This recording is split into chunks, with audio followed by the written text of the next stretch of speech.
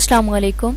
کتاب مقدمۃ القرآن by professor Ahmad رفیق اختر صاحب، دوسرا پارٹ۔ ایک بہت بڑا سوال جو مجھے ہمیشہ درپیش رہا وہ یہ ہے کہ میں عقل کسے کہوں، عقل مند کسے کہوں، علم کسے کہوں، عالم کسے کہوں۔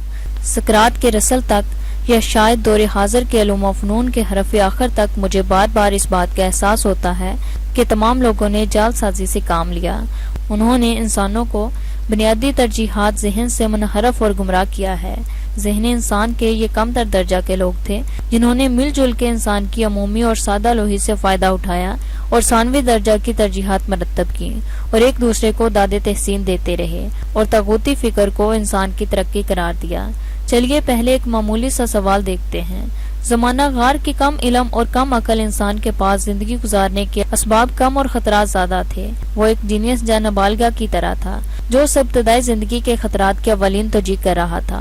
اس کے پاس تو معمول کے ذرائع بھی نہیں تھے، مگر اس کم فہم اور کم عقل انسان نے اپنی ترجیحات کو صحیح سمجھا اور انسان کو اور امانت زندگی کو آپ تک پہنچا دیا۔ شجر حیات اپنے خون سے سینچے ہوئے شعور کے حصول کے لیے بے انداز تکالیف سے گزرا۔ آئندہ نسلوں کو محفوظ ماحول پہنچانے کی کوشش کرتا رہا۔ زندگی کی حفاظت، ابلاغ کی نعمت، تجربات کا اجرا اور معاشرے کی ترتیب، یہ اس کے بڑے تحائف ہیں جو اس نے اگلے لوگوں تک پہنچائے۔ ہزارہ سال کے بعد ترقی یافتہ اور متمدن معاشرے کے فقہائے علم و دانش اور محافظان حیات کی کارکردگی آپ کے سامنے ہے۔ عقل و دانش، توقیر ذات، ایجادات، وجہ تحقیر و تسخیر، انسان اور محافظت غار تگری میں بدل گئی۔ آج کا ترقی یافتہ انسان اس غیر متمدن، غیر ترقی یافتہ اور سادہ انسان پر کس فوقیت کا دعویٰ دار ہے؟ وہ پرانی جبلی اقدار کے خلاف جہاد کرتا ہوا عقل کا ذرہ ذرہ جمع کر رہا تھا اور یہ علوم و فنون ایجاد اور اختراع کے خزائن پر ناز کرتے ہوئے انہی بنیادی جبلتوں کو فروغ دینے کی کوشش کر رہے ہیں۔ قصور اس طویل فہرست علماء کا ہے جنہوں نے جان بوجھ کر نسل انسان کو دھوکہ دیا، بنیادی ترجیح سے انحراف کرتے ہوئے انسان کو دلکش مگر بے سود اور مقررہ توجیہات میں الجھا دیا۔ فلسفی، دانشور، سیاستدان اور فاتحین ذاتی تفاخرات اور وجاہت طلبی کا شکار ہو گئے۔ کیا یہ ان پیغمبران قدس سے اظہار تنافر تھا؟ کون عقل مند تھا جو نسل انسان کو بنیادی ترجیح کی طرف بلاتے رہے، یا وہ گروہ نفاق عقل کے انسانوں کو کم تر ترجیحات کے پیش و خم کا شکار کرتے رہے؟ سوال تو بنیادی تھا، سقراط، افلاطون اور ارسطو نے اسے کیوں حل نہیں کیا؟ فشٹے اور نیٹشے نے کیوں نہیں طے کیا؟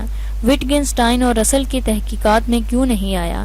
شاید ایک ہی وجہ نظر آتی ہے کہ یہ اذہان اس درجہ کے نہیں تھے کہ زندگی کے فلسفہ کی ترجیحات ترتیب دے سکتے۔ یہ وہ کم درجہ عقل تھی جو حقیقت اور معاشرے کے دائرہ کار سے آگے نہیں بڑھی، جنہوں نے اپنی سوچوں کو تفاخر اور وجاہت کے ذرائع سمجھا۔ یہ اپنے ہی حسن عقل کے پجاری تھے۔ اس کاسمولوجسٹ کو دیکھیے جو ابتدائی کائنات پر غور کر رہا ہے اور بنیادی انسانی سوال سے گریز کر رہا ہے۔ آئنسٹائن اضافتے کائنات میں الجھا ہوا ہے مگر اپنی موجودگی زمین اور تخلیق کا بنیادی اصول فراموش کر بیٹھا۔ یقین جانیے میں طویل زمانی اور مکانی خود فراموشی کا کوئی جواز نہیں مرتب کر سکا۔ مجھے افسوس سے کہنا پڑتا ہے کہ انسانی ذہانتوں کے یہ بڑے نام مجھے فریب فکر کے تارے انکبات میں الجھے نظر آتے ہیں۔ ان سب نے مل کر جملہ انسان کو دھوکہ دیا، یا شاید یہ فریب خوردہ انسان اس بات پر مضر تھے کہ ہم نسل انسانی کی فکری استعداد کو محدود کر کے ذمہ دارانہ عقل و احساس تک نہ پہنچنے دیں جو ان کی محدود اور منافقانہ عقل کے پول کھول دے۔ یہ وہ کم فہم اور کم عقل لوگوں کی قطار ہے جو بنیادی خطۂ انسان کو شرف، عقل و معرفت بنا کر اپنے ہی ہم جنس انسانوں کو یہاں تک لے آئی کہ انسان ناشناخت ہے، منزل گم کردہ ہے اور عاقبت معدوم۔ میں زندگی میں کبھی شکی اور بد مزاج نہیں رہا۔ چند لمحے تو پھر انسان کی پسماندگی کی نظر ہو ہی جاتے ہیں۔ نہ یہ کہ میں کسی انسان کا شرف کا حاسد رہا۔ انسانی ترقی کے ایک ایک قدم سے میرے اندر بھی برتری کے احساس نے جنم لیا، مگر یہ سوال جس کا میں ابتدائی حیات میں شکار ہوا میرا نہیں تھا۔ یہ تو وہ سوال ہے جس کے بغیر کوئی بھی زندگی بسر نہیں ہو سکتی۔ اس پرچہ سوال کا کیا صلہ ہوگا جس کے سارے جواب ہی غیر متعلقہ ہوں؟ عمر مختصر کی ابتدا اور انتہا اور جو کچھ اس کے درمیان واقع ہوتا ہے بڑی آسانی سے کچھ اقسام میں بانٹا جا سکتا ہے۔ کوئی بھی زندگی کسی نرالے، انوکھے اور غیر معمولی انداز حیات میں نہیں گزرتی۔ جو لوگ اپنے آپ کو دوسروں سے مختلف اور جدا سمجھتے ہیں وہ بھی ایک قسم میں سما جاتے ہیں۔ شہوات بدن بھی ایک جیسی ہیں اور شہوات خیال بھی۔ غور سے دیکھا جائے تو منفی اور مثبت رد عمل بھی ایک جیسا ہے۔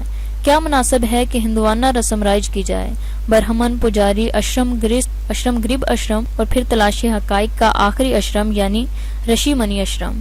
کیا یہی حال تمام دنیا کا نہیں کہ بنیادی اور اہم ترین حقیقت کے لیے ہم اس عمر کا انتخاب کریں جس تک پہنچنا بھی غیر یقینی ہے؟ کیا کوئی ایسا شخص دانائی کا دعوے دار ہو سکتا ہے جو تمام عمر کی ترجیح اول کو عمر آخر کے اس حصے میں حل کرنے کی کوشش کرے جب حواس خمسہ زوال پذیر اور عقل ارذل ہو چکی ہو کہ نسل انسان کے لیے یہ جاننا ضروری نہیں کہ وہ کس حیثیت سے زندگی گزارنے آیا ہے؟ ایک بات تو سمجھ میں آتی ہے کہ موجودہ انسانی فکر خود ستائشی کا شکار ہے۔ شاید آپ اپنے آپ کو اس بے کرام وسعت میں اکیلا پا رہے ہیں جس کی سردست ہم کو کوئی مضبوط شہادت نصیب نہیں ہے۔ خود پسندی کا عالم یہ ہے کہ ہم چما دگرے نیست، ابھی ہم کائناتی معلومات کی دہلیز پر ہیں اور گمان یہ ہے کہ ہم وارث کائنات ہیں۔ ابھی ہم زمین و آسمان کے مخلوقات کے علم سے بھی بے بہرہ ہیں، لادینیت کے بے وسر علم بغیر شہادت حقائق کے، غیر طبیعی اور غیر حقیقی اور ماورائی زندگی کے قائل نہیں، مگر انکار صرف اس بات پر قائم ہے کہ شہادت نظری اور شہادت بصری موجود نہیں۔ کہ ذہن کے تمام خدشات، وساوس اور تحقیقات نظری اور بصری شہادت ہی پر قائم ہوتے ہیں؟ ایسے ہوتا تو شاید ادیب کبھی ایک نیا جملہ نہ لکھ پاتے اور شاعر کلام میں کوئی اپج نہ تخلیق کر پاتا۔ سائنسدان جو صرف اشیاء کے تعلق کا طالب علم ہے، اشیاء کی حقیقت سے بے بہرہ ہے، چند اعداد و شمار کو شاہی لاگ کی طرح سمٹتے ہوئے تمام ماورائے اعداد و علوم کو مفروضہ سمجھ کر فارغ کر دیتا ہے۔ وہ اتنا مجبور ہے کہ بہترین انسانی اوصاف، تخلیقی رویوں اور خیالات کو تسلیم کرتے ہوئے انہیں غیر حقیقی قرار دیتا ہے۔ اس کا انکار اس کی عقلی تنافر بن چکا ہے اور عظمت کے شنزوفرینیا کا شکار ہو چکا ہے۔ وہ چاہتا ہے کہ اسے معمولات زندگی پر آخری سند سمجھا جائے، مگر بہت سارے سائنسدان ایسے ہیں کہ جن کی ذہانتوں کے بنیادی معیار متناسب سے کم تر ہیں۔ بہت سارے زندگی کے مسائل میں ان کی اپروچ غیر حقیقی، غیر عملی اور بعض اوقات احمقانہ ہے۔ کسی سائنسدان نے آج تک حیات انسانی کے اس بنیادی سوال کا جواب نہیں دیا کہ زندگی ہماری ہے یا کسی کی ہے۔ کیا خیال ہے آپ کا؟ کیا یہ سوال انتہا کی اہمیت کا حامل نہیں کہ ہم آزاد ہیں یا غلام؟ دخول اور اخراج کے دو انجام ہمارے ہیں یا ان پر کسی اور کا اختیار چلتا ہے؟ فرض کیجئے کہ ہم آزاد ہیں، تو کیا کسی انسان کو چاہیے وہ پیغمبر ہو، فلسفی یا سائنسدان کسی دوسرے انسان کے اخلاقی اور جسمانی رویے ڈکٹیٹ کرنے کا حق حاصل ہے؟ کیا خود غرضی اور خود پرستی ہی وہ بنیادی جبلت نہ ہوگی جس پر کارخانہ حیات کی بنیاد ہوگی؟ کہ ہم پوری زندگی یہ اہم ترین سوال حل کیے بغیر گزار دیں گے کہ ہم آزاد ہیں یا غلام؟ کیا دانشورانی قدیم و حاضر کا یہ بنیادی اخلاق عقلی منصب نہیں کہ وہ اس ابتدائی سوال کا زندگی کے آغاز ہی میں جواب طلب کرتے تاکہ باقی ماندہ زندگی کی ذمہ داریوں کا تعین ہو سکے؟ کہ ہماری آزادی اور غلامی میں تصور خدا حائل نہیں ہے؟ کیا تمام غور و فکر کرنے والوں کا یہ حق نہیں کہ وہ انسانی فکر کے اس مسئلے کا حل بتائیں؟ کیونکہ اگر خدا ہے تو ہم آزاد نہیں ہیں۔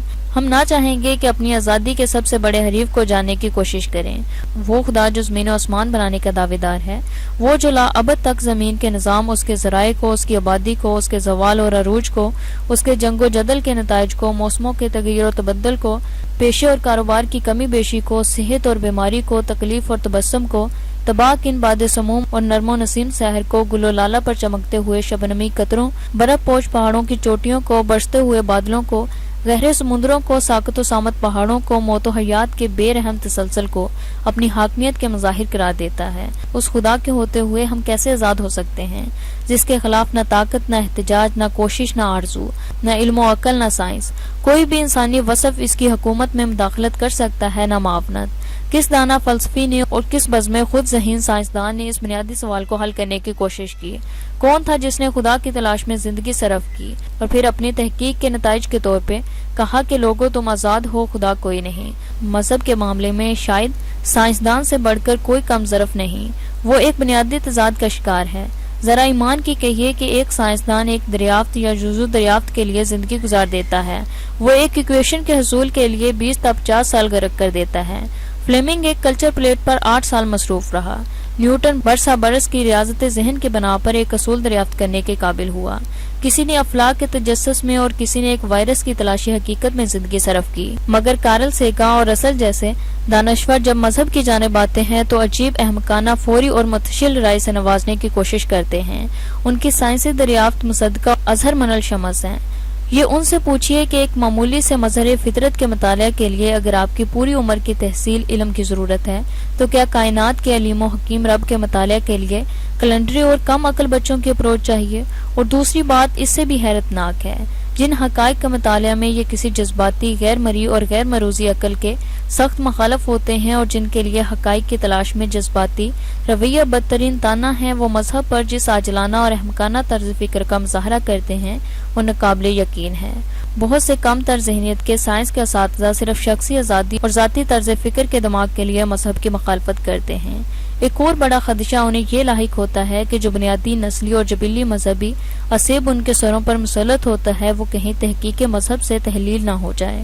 یہ جان بوجھ کر مذہب کو عقل و فہم سے عاری ایک ایسے ٹابو کی طرح سلامت رکھنا چاہتے ہیں جو بوقت ضرورت انہیں کسی مزار پر، کسی بزرگ کے آستانہ پر یا کسی جعلی مذہبی معالج کے پاس جانے کی رخصت دے۔ بھلا ان سے پوچھئے کہ آپ اس خدا کی کیا پرستش کرو گے جو آپ کی مروزی تحقیقات کے چند سوالوں سے بغلا کر اپنی کائنات چھوڑ کر بھاگ جائے؟ کیا خدا ازمینہ قدیم سے آگے نہیں بڑھا؟ صورت حیات جو تیر ترکش خداوند سے نکلا وہ یقین کے مفروضہ طلسم کو توڑتا ہوا تشکیک کے صحرا میں کھو گیا، مگر شیطان بھی کیا بودا ہے۔ عجب خدا ہے جو ابھی ابتدائی سائنس سے آگاہ نہیں اور دعوی اصول تحقیق کا مدعی ہے، اپنے فرسودہ وسائل کی دنیا کو جدید انسان کی تحقیق سے، جدید عقلی اختراعات سے لرزاں دیکھتا ہے۔ گلیور کی طرح بونوں کے داغوں سے جکڑا گیا ہے۔ طاقت اور عظمت کا علم اور حکمت کے معراج سائنس کے چند اصولوں سے خوفزدہ ہو کر اپنے فرض وجود پر مطمئن ہے۔ یہی تصور ہے نا سائنسدانوں کا اللہ کے بارے میں، ببی عقل و دانش ببی دے گریست۔ شکریہ۔